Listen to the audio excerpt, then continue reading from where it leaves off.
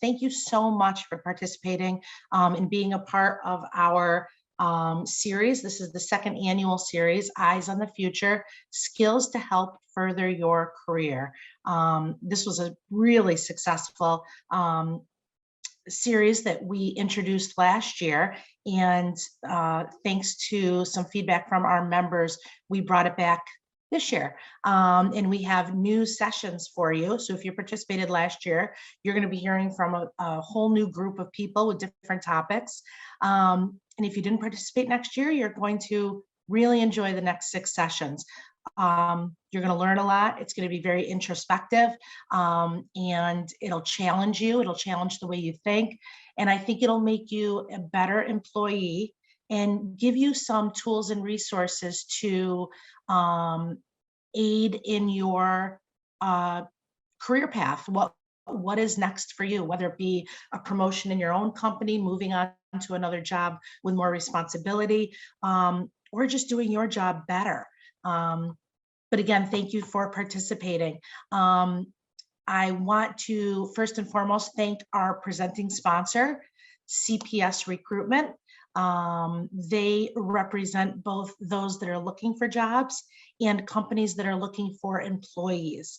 They're wonderful and very dedicated members of ours, CPS Recruitment. So thank you. This series would not be possible without them. So we appreciate their support. And without further ado, I want to introduce today's presenter. And I do want to note, this is a very interactive presentation. So I want you to feel free to, number one, ask questions throughout, and also populate the chat box if you'd prefer to do it that way. We'll be watching that and posing those questions on your behalf if you'd prefer that. But you are really going to enjoy it. I'm very honored and thrilled to introduce my colleague and my friend, Dr. Juhanna Rogers. And I know you are going to enjoy the next hour and come out of it asking more questions, which is always a good thing. And you're going to learn a ton, and you're going to want to go to another presentation by her. I promise. I've done many of these and have enjoyed all of them. So without further ado, I want to hand it over to my friend, Dr. Juhanna Rogers. Take it away. Thank you, Beth. I'm going to stop sharing the screen for a second so I can see everyone's faces. And now that I'm not sharing the screen, I'm going to say, if you are able to, I'm going to ask you to come on camera so that we can be in community together, have some conversations, get to know one another as we explore this idea of allyship. And it's so much more exciting when we're having these conversations, and I can see faces versus black boxes, right? I'm quite sure you all could probably feel the same way after almost 2.5 years. Well, I think it's only been 1.5 years of working from home. And so, or if you're back in the office, just dealing with a virtual workspace. And so if you have the ability and are open, definitely come on and be in community with us this morning as we talk about allyship, and what it really looks like in the workplace and in our careers, and what that means at a time when we're definitely exploring how to build more inclusive spaces, more diverse spaces, more equitable spaces. What does being an ally really, really mean? And before I dive into the conversation, I want to take a minute and get folks' thoughts on what, when you hear the term ally or allyship, what does that even mean? And I tell folks all the time I have a education background, so I do, the school thing that we probably dreaded at some point in our life, where people would call on you, right? I use that sometimes. I'm totally okay with it. But I also want to know that folks learn in feel comfortable communicating in different ways. And so I want to see some chatter in the chat if you're not able to join us vocally, but if you want to come off of mute and share your thoughts and ideas and answers to some of these questions, I'm totally excited about that also. And so I will ask my colleague Lizette or Lisa or someone if they'll throw the questions in the chat when I put them out. But what does allyship mean? Let's see, we have a few answers here, Johanna. Sharing responsibility for something, support, being someone that supports others in a very positive way. Absolutely. Not only making someone feel welcome and safe within the team, but also advocating on their behalf. Advocating on their behalf, support, okay, sharing responsibilities. Other thoughts? Having someone on your side, intentionally acting to include and support others, Mhm.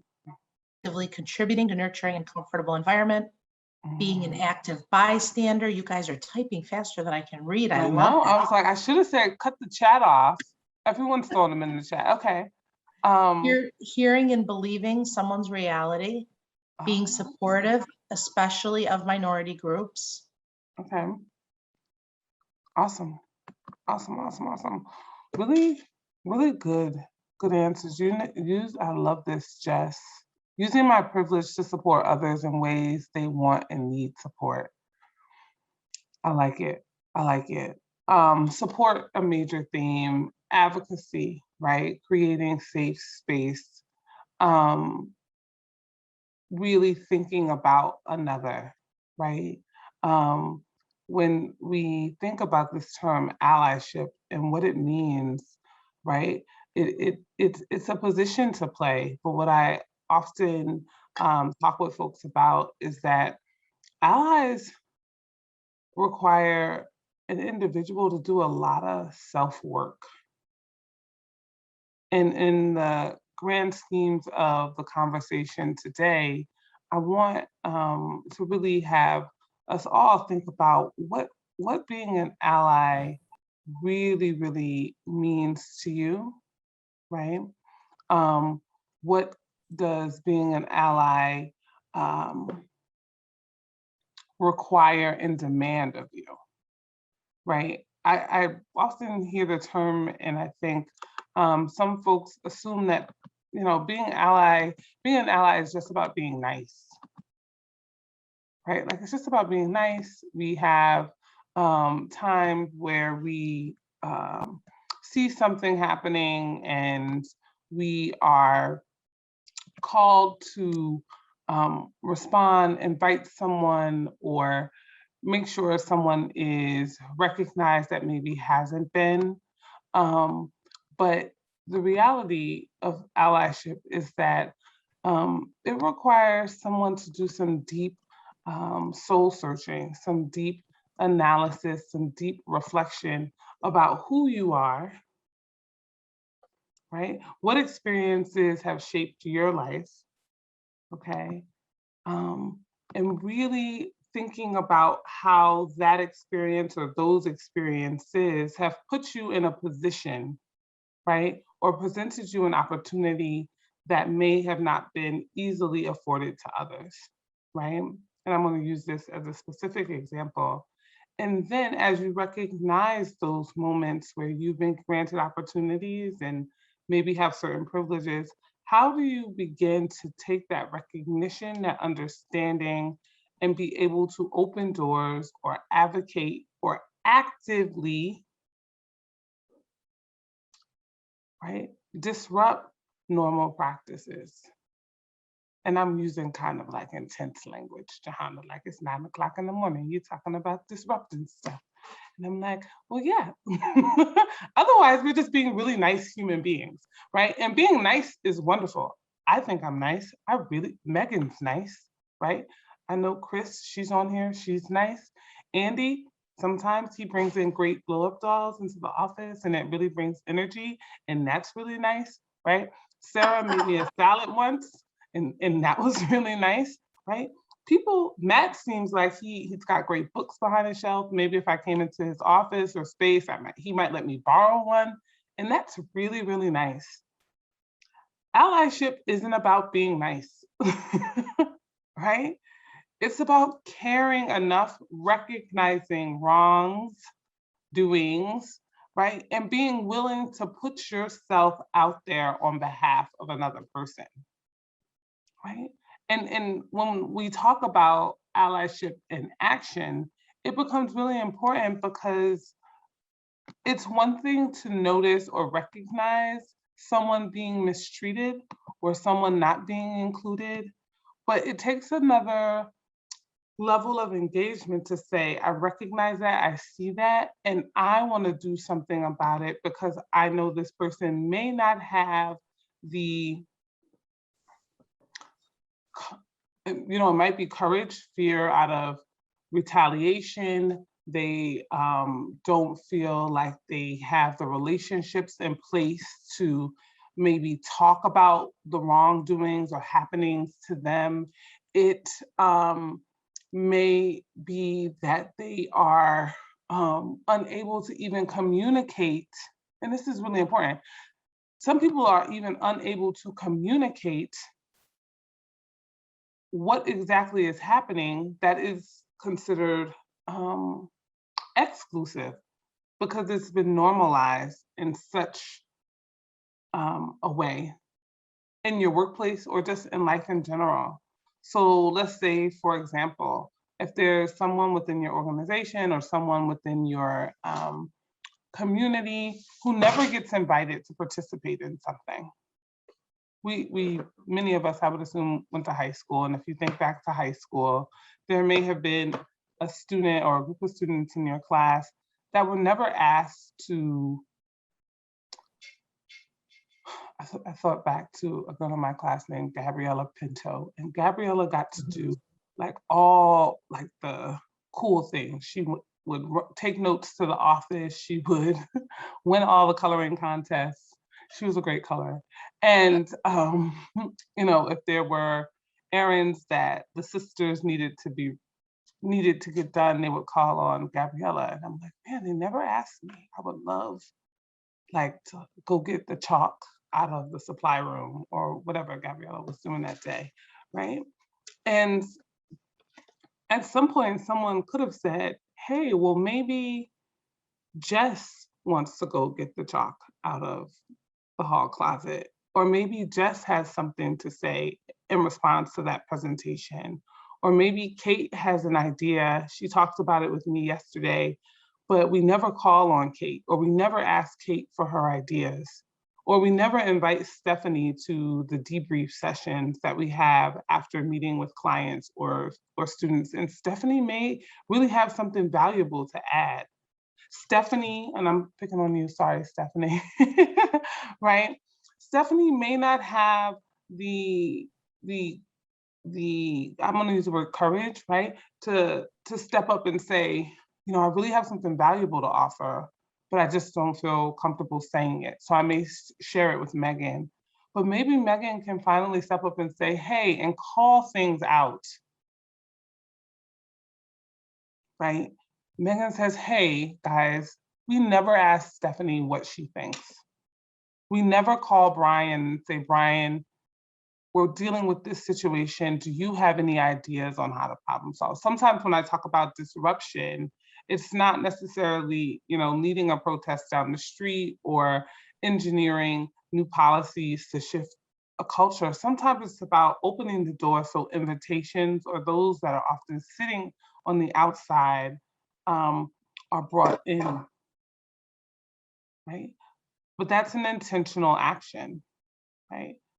If you wanted to be identified as an ally, right? How is it that you begin to feel comfortable doing that? Are you comfortable doing that? Do you feel like you have the ability to step up and step out and say what needs to be said on the behalf of folks that do not feel that comfortable? Those are a lot of questions. My son said I ask a lot of them back to back, and I'm not sure which one to answer first. And I look at him like, listen, right? Mhm. So I'm gonna stop there because I want to hear. And what I've described so far, does that feel like something when we think about allyship that you feel empowered to do? And if someone's brave enough to come off chat, that would be awesome.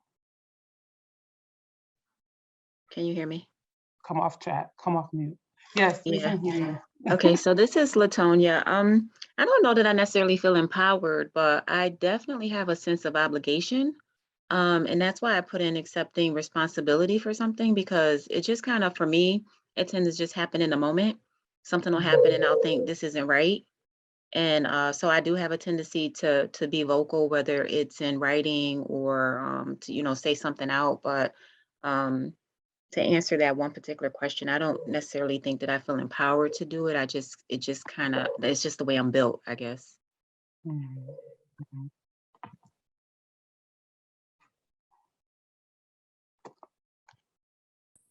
Others' thoughts on that? That was a good point.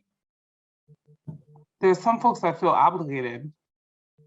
You know, this has been a part of their maybe training or mentoring that they have to, respond or speak up. But I'm not sure that that's everyone's case. Um, this idea of allyship, do you feel empowered to do that? Or capable? Maybe empowered isn't the right word. I do. I've over the years, I guess, even just with my face, sometimes, like, if you hear something and then it's immediate and it's like, well, I'm gonna have to follow that up with some words. It happens when you're like, that's incorrect. We need to address that. And I think now the conversation is so it's out in the open. We're talking about it, which makes it does feel empowering, because then you can say it, that you don't have to go, oh, should I say so? Of course you should. And because everyone is talking about, or should be, and we always should have been. But now we are having conversations like this, which is empowering, and it really helps, I think. Absolutely. And to piggyback on what Jess just mentioned, I feel like our workplace empowers us as well. We are in a unique setting where these conversations are happening all the time, and we are always being asked our opinion, and our opinion is valued on these topics. So I think that's really important too, is your work atmosphere.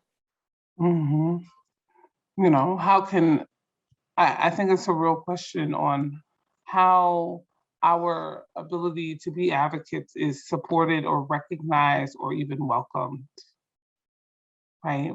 And it has been quite the discussion in the work that I do on a day-to-day basis of like, well, how do we help people understand that it is okay to speak up, or if you've been in an environment where it hasn't been okay, right? How at this moment in time do we make people feel as if it's okay? We embrace what that will require or demand of others, and how will it push the organization forward, right? But the reality is you have to be within an organization that is willing to move forward, right? And sometimes that's not always the case, right? So if we're thinking about allyship, and I'm going to share my screen again and go through some points about it. If we really think about allyship as shared responsibility, an obligation to speak up active way, right? And that's what I really want to stress today. Like, being an ally requires action.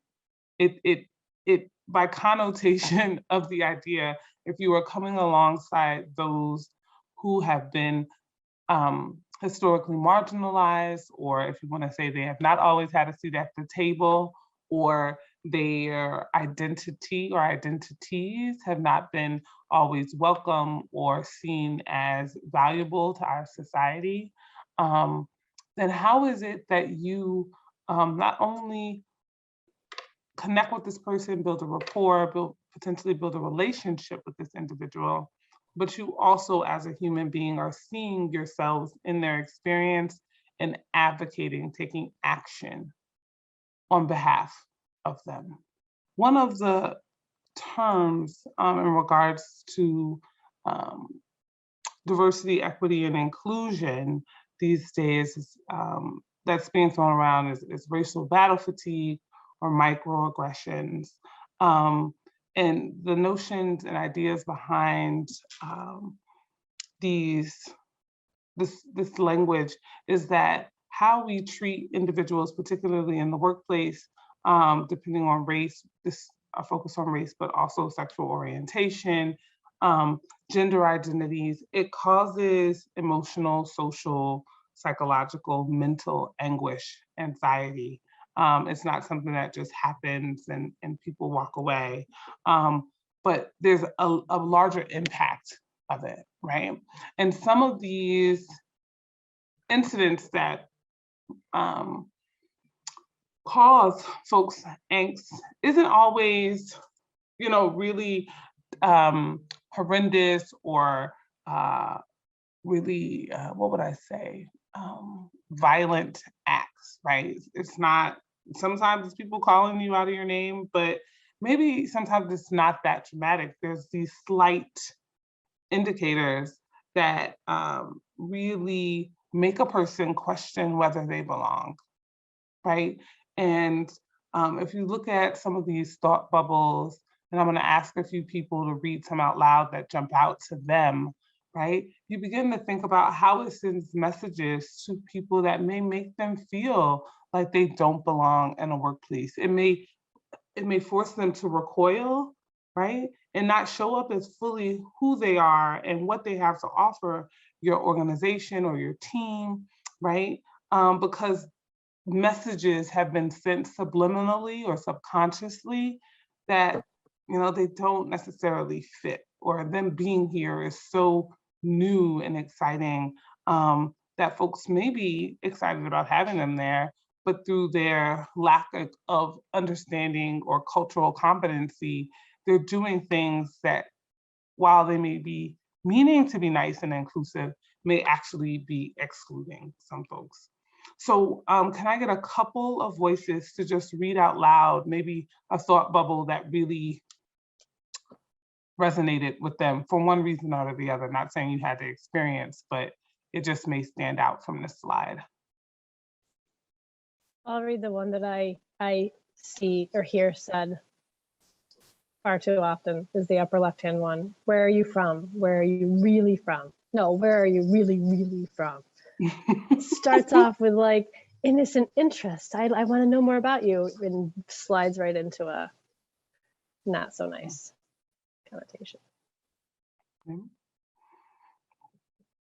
Thank you, Jess. You speak English so well. That's something that I only know English, right? I only know one language, and for someone to know multiple languages and someone to question them knowing a second language, that never sat well with me. Mm-hmm. Mm-hmm. Right. Both of those have connotations of like, oh, you're othered, right? Oh, you assimilated, you you've adopted our culture so well, right? It reinforces, a sense of trying to put people where they belong, right? Anybody else to have any that jump out to them? I like the one of your name is too hard to pronounce. Can I call you Mary? I shouldn't say I like that one. I've experienced that one. I've sat in trainings where it's happened. And a 4-day training, and by the end of the 4-day, the trainer still couldn't pronounce the person's name correctly. And yeah. Yes. Yes. So I want to say something that goes along with that. the other comment that isn't on here that I hear said to other people and have had it said to myself is your name a made up name or does it have a meaning? And everyone's name has a meaning, but that is a question that I have heard often said to other people. And like I said, have had it directed at me multiple times. Mhm. Wow. I chuckle and gasp, but that is so, I was like, ooh, she just said something so true. I hear that all the time. Did your parents just make up your name? I'm like, did they make up yours? I think they did. But anybody else? That was such truth telling, Monica. Okay. Anybody else a thought here that really stands out? The one that and again, with being totally transparent, I've done this before with Johanna, and again, I'm still learning. The one that always speaks to me, Johanna, is what are you? Mhm. It's not something I've learned from you about this specific question. So that's why I think this one speaks to me the most of all of them on the screen. What are you? Mm. Because I'll be honest, I think I know I've said this before. Mhm. Mhm. And when I thank you, Beth, for sharing that. That was very vulnerable to share. Thank you. When I put these up, and you may have seen them before, right? I will ask today, when you hear these, when you think of an ally, right? And you may walk by a conversation and you hear someone making one of these statements, or something similar to the effects of these statements that we see on the screen, what do we do? And this is a question I'm even asking myself, right? Because we probably hear or see and observe some of these incidences or more egregious incidences happening in our workplace and space at times. And if we are the folks that get it, right? Because I'm assuming many of us, there's about 30 of us on this call today, that I know some of you, some better than others, and I think we're all in a place of like, we get some stuff, right? We understand that inequity is happening and everything isn't a way that it could or should be, right? And so, yes. But if we are allies, if we see something happening, what do we do? Or do we do anything? Do we make note? Do we interrupt the conversation? I don't have the right answers here, but I'm just curious as I'm doing the work that we do and I'm having the conversations with folks, when we think about allyship, like how do we make it actionable, right? And there's so many variables happening in the workplace, right? I don't want to make this seem like it's very elementary, right? Like it would just be easy for me to say, hey, Sister Marie, can I go get the crayons today versus Gabriella, right? Like there's sometimes dynamics at play, power, for lack of a better word, dynamics. Is this a supervisor saying it to another employee and you are also a peer of that employee? Or are you someone that is in a management position or an executive leadership position and you hear peers speaking to each other this way? If we know allyship needs to be performative, right? If we recognize that we want to profess our support and solidarity with, other marginalized communities in a way that that is helpful, right? Then what are we willing to do, or what can we do? And I want to hear some folks, if you have develop some strategies or there are some things that you do when things happen. I want to create a space for folks to share either in the chat or come off of mute. But when we think about our abilities to step in and interrupt something or say or identify an instance where something something transpired that wasn't in alignment with our ideas or values or actionable steps around diversity, equity, and inclusion, right? Allyship becomes one of those spaces where we have to decide, are we just going to be like performing it, right? Like, oh, I get up and I stand up and I can say all the right things at the right moment in front of the right folks when there's no consequence. You know, I think everyone should be treated fairly, and we're all different in all different ways, right? And I think racism or sexism or homophobia is wrong, right? That could be considered performative allyship. Allyship is like, okay, well, we saw something happening, right? It's an active and consistent and, you know, a lifelong practice, right? It's almost, you'll hear people of color say, you know, it's not that we're just people of color at work. We're people of color outside of work. That resonates and creates different experiences for us and inside. And so we don't get to choose when we want to cut on or off our identities, right? But allies is one of those identities where you can pick and choose when you want to activate it and when you don't, right? But I would challenge folks to say, well, if you're doing that, there's a distinction there, and we got to talk about what they are. There's a lot of folks, when folks, and much of this data is beginning to be collected because we're beginning to talk about what allyship and allies, what it really means. And this is just another way to think about, like, I see myself as an ally to colleagues of other races and ethnicities, right? But if you ask the people of various racial or gendered identities, if they have strong allies, they may tell a very different story, right? Because I think we got to talk about what we have to ask the individuals that are being subject to certain treatments or conditions. What does allyship mean to you, right?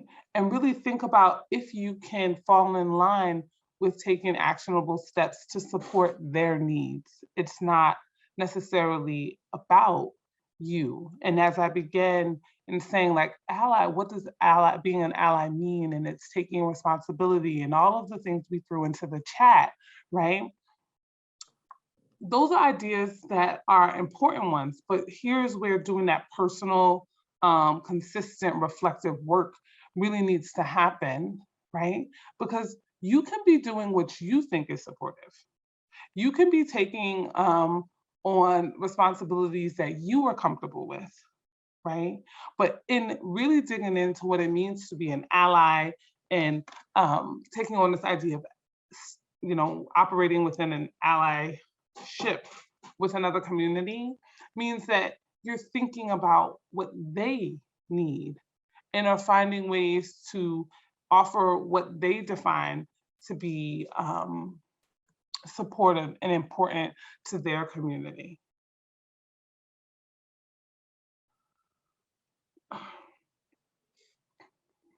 So as we look at what's happening, not just today, but I mean, we could have pictures, these are more contemporary ones. When we think about when maybe you felt isolated because of race, gender, or both, what could an ally have done, right, to better support you? And that's something I'll come off and we can talk about. But what is it, if you can think about what you needed in that moment, what are you doing to understand what others may need in this moment?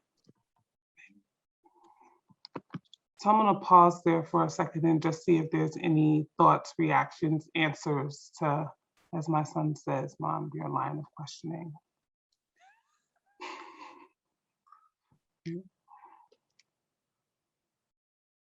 Allyship, do you feel as if you have thought about what others need and if you're offering what others need, right? Or are you thinking about what I talked about earlier, just recognizing that folks are being treated differently based on their race, gender, sexual orientation, or various other religious identities, and you empathize, well, are we really asking them for what they need? And are you acting on behalf of them? So I have an example of when I felt like another woman was an ally for me, if you would like me to share that. Thank you, Stephanie. So I am in a supervisor position in a company that is been a traditional white man's gentleman business. And as a female supervisor, you know, sometimes I'm feeling some of the things that you've talked about. And recently there was an email from the board that went out to all the supervisors. And our board is all men except one woman who is retiring soon. And so they sent out like a little article for us to read about COVID and then asked us some questions. Nobody really responded, but I had some thoughts and ideas that I shared in the email back to the board. And I was nervous and a little unsure if I should be the first to respond and put myself out there, but I did. And immediately after, another woman leader replied to everybody, basically validating my points and supporting some of the things that I had said, thanked me for my email and said that she was seeing some of the same things on her team as well. So it made me feel like I had a true ally in her, because she feels some of the same struggles that I feel, and just having her support in that moment made me feel like she would be a good ally for me, and we shared the same vision. You know,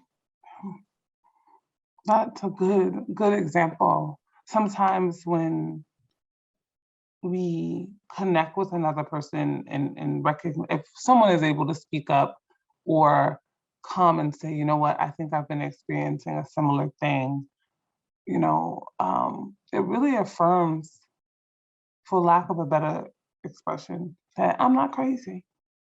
Because sometimes when you're going through it alone, you have this like question in your mind of like, okay, well, did I really experience this? Is it just me?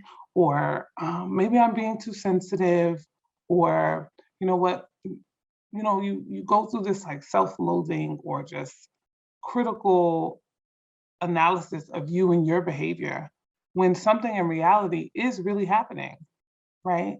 And I think, Stephanie, that's just a powerful example of when we are able to step up or step out and speak with someone when you know that they're being treated in a different way, right? It offers that space for somebody to just go, well, thank you. Like, at least I could get past that point of, is it me, right? And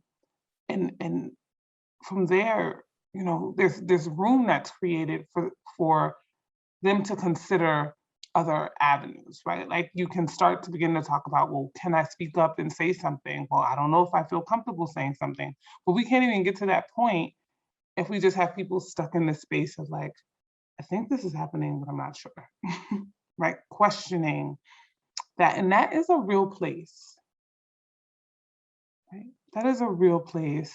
And in some of the trainings that we do, I try to diversify matters in a way that, you know, every person of color isn't as vocal or assertive or comfortable talking about these issues as Dr. Juhanna Rogers. I know, but it's true, right? Like everybody hasn't had my same experience. They're like, I don't even know what microaggressions means, Juhanna. Like I didn't study it, right? Like I did. Like I don't even have the vocabulary to communicate in the way that you do.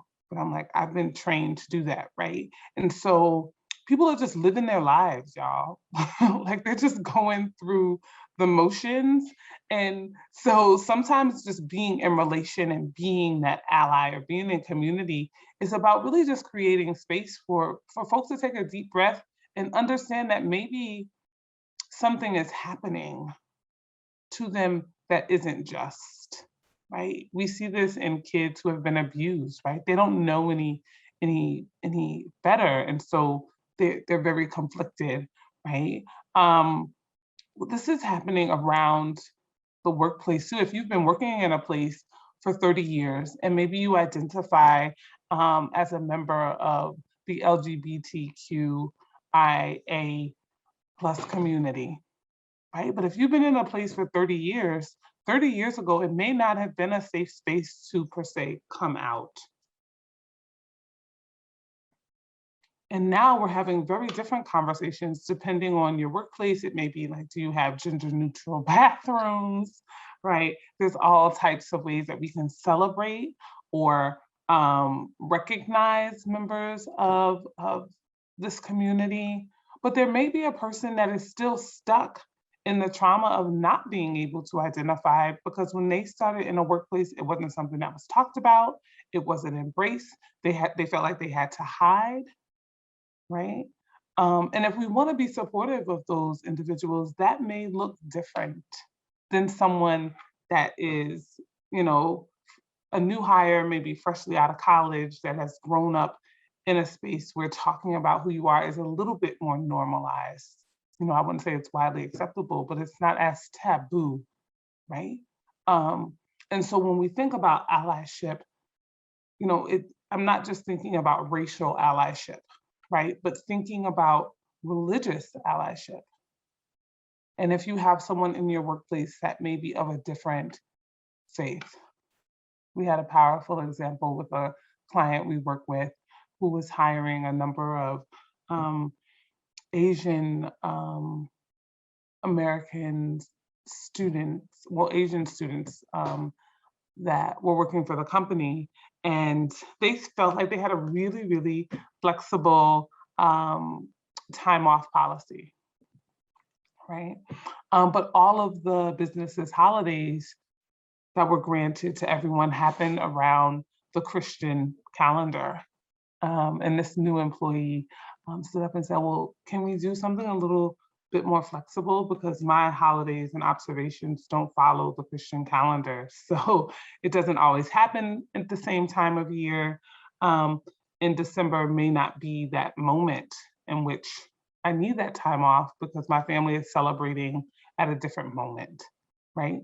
And so it was really thoughtful for her to share that, but it took someone sitting down and talking with her about how do I say this, or how do I make it? I don't want to seem like I'm unappreciative, but I really want to see my family during my holiday season, right? And someone, you know, spent some time with her in order for her to go to her supervisor and make that request, right? And so those are just, you know, Stephanie shared one, but those are just some other examples that come to mind when I think about allyship and how it can be performed in the workplace. In different ways for different types of individuals. In the last 2 years, it has been really interesting. I haven't done much traveling, only to where like, my son and my family are, but I've driven through communities and I've seen Black Lives Matter sign on folks' lawns. And one day when I have more time in my schedule, I may not be able to do it, but I would love to go up and, you know, talk with people about what made you put your signs up. What does it mean? You know, is it a sign of welcoming? Is it a statement? I know neighborhoods have gotten divided on things. And I think about those signs, you know, and it means something, especially since we've sort of kind of been isolated from others, you know, shut away in our homes. But then I wonder, like, what is happening beyond the sign, right? Are people just putting the signs up, or are they showing up at their neighborhood watch meetings and having different conversations? Like, have these has this movement and all of that been more than just putting up signs, right? And Lizette, the Resi coordinator, she's on the call somewhere. She has come along and helped me do some of this work. And she gave me this slide. And you're thinking like, Juhanna, what does this have to do with allyship? I don't know. I just really love pancakes. And I remember in the midst of everything that was happening over the last 2 years, right? Companies began to think more critically about how their messaging, how their imagery, right, may need to change, right? And so one of the things that happened in the midst of COVID and a lot of the social movements that have gone on over the last year and a half is that Aunt Jemima syrup, right, was discontinued. At least that was the language that was being used. And so I raced out to the store and bought a lot of syrup and a lot of pancake mix because I was like, oh my goodness, the pancakes are gonna go away. Like they're discontinuing Aunt Jemima, and oh my God, like it's definitely problematic. And if you see the image on the left, you know, that was, you know, the original image for the pancakes back when. And I hear on the Syracuse History Instagram saying that Aunt Jemima has connection to Syracuse. I don't know how true this story is, but we can talk about that in another presentation. But if anyone knows more about this, then let's talk. But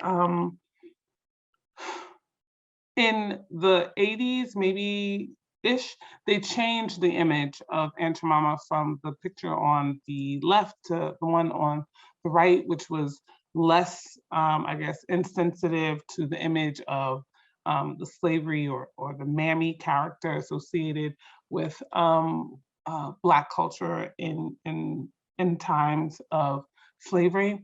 And so, but this is a syrup I've kind of grown up with. And when they called it to be discontinued, I was like, you know, I totally get it, but I'm not gonna have this syrup anymore. I never thought, like, no company is gonna shut down, right? They're just gonna change the image again. And I thought to myself, well, then why didn't we do this? Why didn't we do this, you know, years ago, right? We just went from one image to another image. And I kind of like the Black woman's face on the updated image on the syrup. But even in I share this embarrassing story to really just say, even in my sophisticated understanding of these issues, normalcy, right, is real. And despite how I could deconstruct and analyze all of the issues that are problematic around the Aunt Jemima character and this product and all of that, it still means something to me, right? It's connected childhood, Saturday morning pancakes. I make them for my son, he loves them. And I thought in my naive part of my brain, right, that this was going to go away, right? And I share this to specifically say that in this quest for diversity, equity, and inclusion, right, that all of us are going to be adjusting, right, to re-examining normalcy, right, to be questioning and engaged in some ideas around change, right? Even those that are being marginalized, even though I could talk about why the Aunt Jemima character is problematic and so on forth, right? There's still some emotional connection to what has happened and what transferred. There's still some normalcy that I've developed around having this product that made me race to the store and buy more, right? Thinking that it was going to go away, right? And so I share that to say, as you step into and think about this idea of normalcy, there's not normalcy, of allyship, right? There's this reckoning that's happening on both sides. To the person that you may be trying to help, support, console, right? There's some growth and steps that they have to take to be ready, right? And how can you support them through that process? But I also think that it's going to be important for you all to think about the process and steps that you have to go through in order to support them from the position of being a true ally, right? And part of that will take some courageous leadership, right? And not just leadership, assuming that leadership is from the top down, or you're in a position of authority. Courageous leadership as a community member, as a friend, as a human being, right? To really help advocate and voice what is more equitable, right? And being able for you to understand that even if they're out buying all the Aunt Mom syrup, or they're stuck in a place and not seeing necessarily all of the ways in which they are being marginalized, right? And not just thinking about those equitable strategies, but taking actions towards them, right? And if we think of allyship with this sort of idea or model in our minds, then I think it pushes us to a different place, right? Short commercial.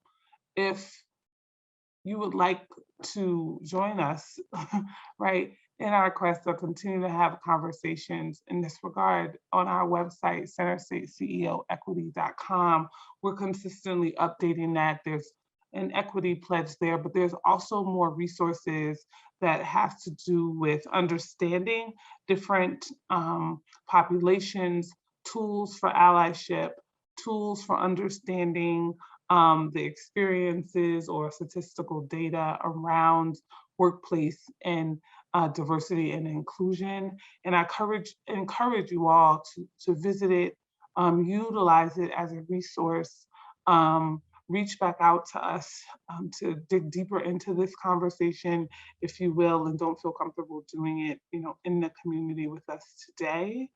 I'm gonna stop there because I think and really believe in why I'm doing this work here at CenterState, but more specifically in Central New York, is that we have a really robust, diverse community of people in a very vast but kind of small space, right? And if we as allies or good intended beings, or even if you're just in a place of, I just want to be nice, right? If we were able to lean in and do more in understanding another, right? And as Latonia pointed out, right, felt more obligated to act on behalf, right? And advocate or speak up, then we have the potential to really drive some amazing change in this community. I really believe it. Really believe that. I want to thank you all for your time, attention, thoughts, engagement. We have a couple of minutes and I'll take some questions if folks have some or additional comments. Juhanna, thank you so much. Again, you always do a wonderful job. And I think everyone agrees with me when I say that we've all learned something here today, and we'll all take away little nuggets of information from all of these sessions. So thank you.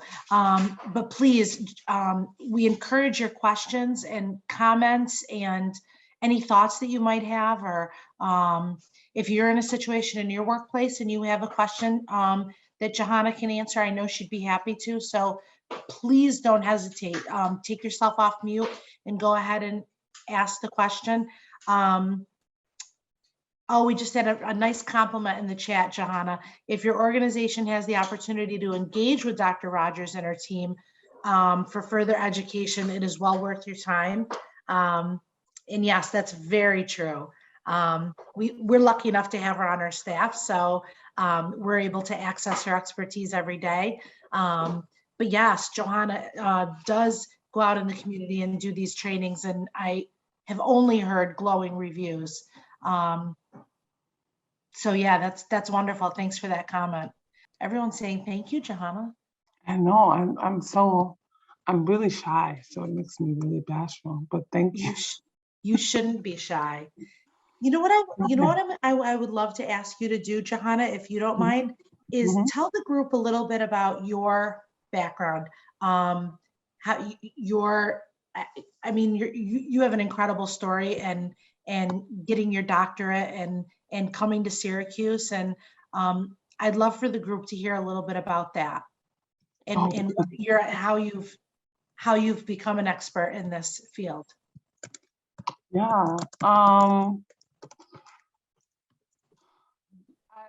Prior to moving to Syracuse, I spent 10 years or so at Indiana University, and working in higher education. I thought that I'd spend my career helping young students develop and grow and lead.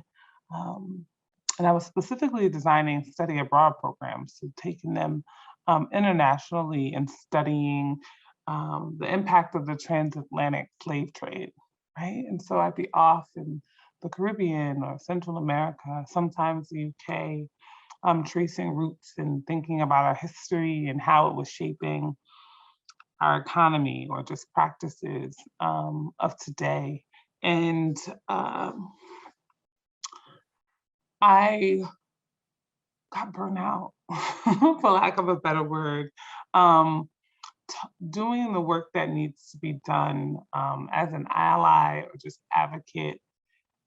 We have to find ways to care for ourselves in a real way. And depending on the type of organization that you're in, it may have its limits. And so I think I had reached mine for sure between doing that work and also working on my PhD.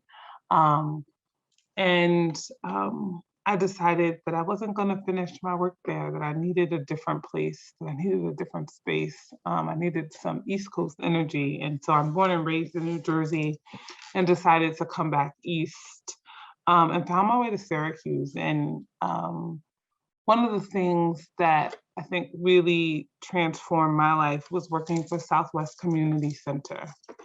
I left the kind of elite space of higher education and spending days in the library writing and thinking all day to being in the heart of a community.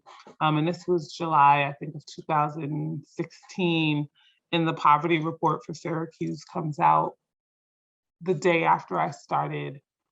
And being on the South Side, engaging in this work in such a moment where the conditions of poverty were being discussed and debated and examined in such an intentional way across this community really gave me the space and place to take what I understood about race and identity and all these things and put it into practice in a community that really, really needed it, right? And that invigorated me so much.